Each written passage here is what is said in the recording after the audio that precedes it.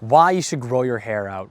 All right, so these are gonna be points that I've learned about throughout my time growing my hair out. All right, so one of the first points that I discovered when growing my hair out, again, there's lots of spiritual benefits throughout this, but I'm gonna be just kind of talking about some points, some ideas, and some things that I've learned throughout this whole entire process. And maybe some tips and advice if anyone wants to grow their hair out. You know, I'm getting pretty long right now. Nothing too crazy, but yeah, it's definitely longer than what I ever expected to grow. So, all right, one of the first benefits is that, so your hair usually, right, if you're getting a haircut, let's say as a man, if you're getting your hair cut once a month, whatever, it's gonna keep growing. You're gonna pretty much keep stressing your hair out, okay? With the overall time of you growing your hair out and cutting it, your hair is gonna grow about 20 meters, okay? Which is pretty crazy. You can put that into perspective, 20 meters of hair grown out throughout your whole entire life, which is a lot of hair. And just think about how much energy your body has to put into the production of hair just to produce 20 meters worth, okay? By growing your hair out, the max, which you're probably gonna grow is maybe a meter. Okay, so now think about it. Your body has to not only grow 20 times less, but try 20 times less harder to be growing hair. So once it ensures, or I guess accepts that, you know, you're growing your hair out, it doesn't have to try as hard to be, okay, buddy cut his hair every single time, I have to keep cutting this, right? Or every single time I have to keep growing this. So ensuring that you have long hair puts your body through less stress of overall growing it, okay? Which is very important because this leads to my next point, which says online, okay, again, personal research, not scientific, but they say that once you grow your hair out, your body doesn't have to try as much, again, for producing this hair, which ends up leading more energy into actually, like, I think it was the production of spinal fluid.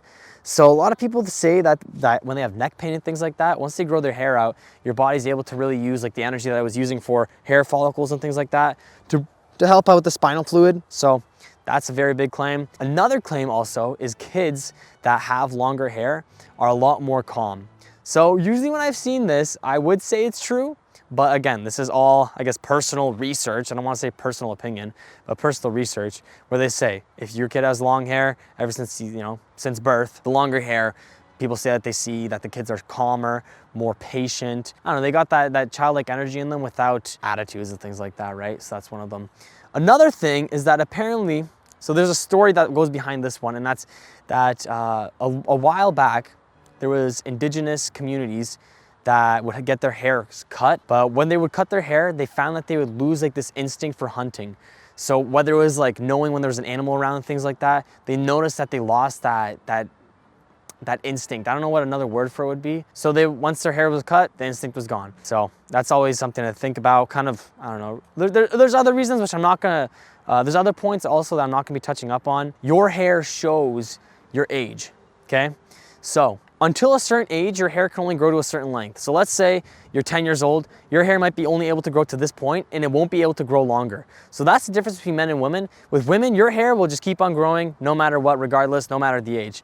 As a man, your hair will only grow to a certain point, let's say here, and until you get older, so let's say 10, 11, 12, 13, 14. So pretty much your hair almost shows your age, right? So again, once it reaches that maximum point that I was saying earlier, that's when it finally, which obviously when you're growing it, it will still help with the cerebral fluid and things like that for the generation for your spine and around your neck. But once you reach that maximum point for your age, once it reaches that maximum length, that's when it really starts producing all of that extra energy towards, again, ensuring that your body's healthy and spinal fluid, your neck, things like that. So that's very important. But again, it just shows your age, right? So a lot of times someone that's older and grows their hair out, it's gonna be much longer than someone that's younger and grows their hair out. Not only because of time, but again, your hair can only grow so long until you reach an older age. So that's a very important fact that not a lot of people know about, right? So your hair also shows a lot about your lifestyle, right? Like things that you eat, things that you use for your hair, things like that will all kind of show throughout your hair. Right? So again, when I was having lots of omega-3 vitamins, daily vitamins, you could definitely tell that it pretty much embroids into your hair, whether it's like through highlights and things like that. You'll notice your hair gets a little more blonde. Benefit that I've noticed though, that I did not have with short hair, that's in the summertime, this thing helps a lot with the sun, okay? As much as people say that it's hot when you have a head of hair, honestly, I've never found it to really be too bothering. And it covers your neck, it covers your scalp, so it doesn't burn as much. As good as it feels when you have that low taper fade and the sun hits the back of your neck, it feels great, all right? But it's pretty easy to burn. When you have longer hair like this, it just protects the back of your neck and you do not have to worry about having sunburns on your neck. Never did I have to put any sunscreen on the back of my neck, okay?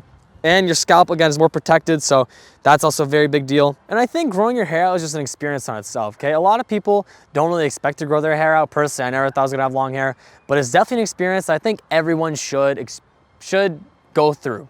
All right, like you learn a lot about yourself, but there's also different types of things that you may come across off the road, right? It's a journey in itself, right? It sounds a little much, but as a man growing your hair out, you learn a lot of different things about yourself and from other people. You hear different types of things, whether it's opinions, whether it's you should cut your hair, whether it's you shouldn't.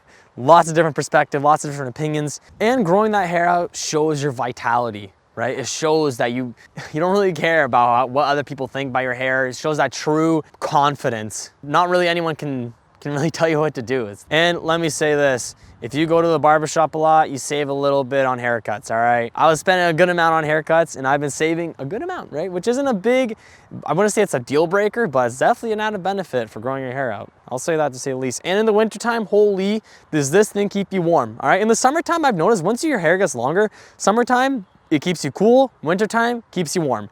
I don't know how it works, but it does. Also, I've read that the ends of the tips of your hair are actually antennas to a sense. So they read the environment, read different types of things in the environment, whether that's humidity, air, really everything, sunlight. And it takes about 2 years to grow these antennas on the ends of your hair, all right? This is just a claim I've heard. So they say not to cut off your split ends, but rather use almond oil to, I guess, cure your split ends, and rather than cutting them, because again, these antennas take over 2 years to grow. So if you just keep trimming your hair, they're not gonna grow out. So 2 years, I know it sounds like a lot, but once you start growing your hair out, 2 years is nothing, all right? I'm at almost 3 years now, and yeah, that's nothing. You know, we're trying to get to the waist here. We'll see how that works out, and another thing I've heard is also putting your hair up and spinning it around, like coiling it around your crown.